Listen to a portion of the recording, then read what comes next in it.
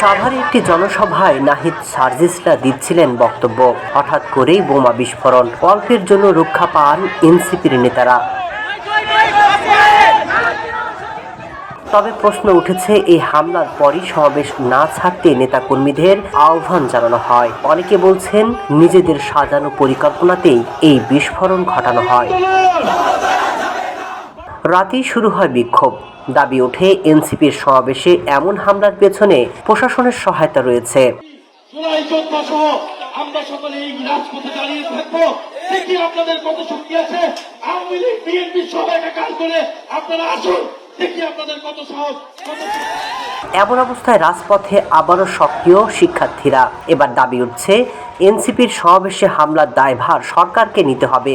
এমনকি এই হামলার জন্য তারেক রহমানকে পদত্যাগের হুঁশিয়ারি দিচ্ছেন তারা।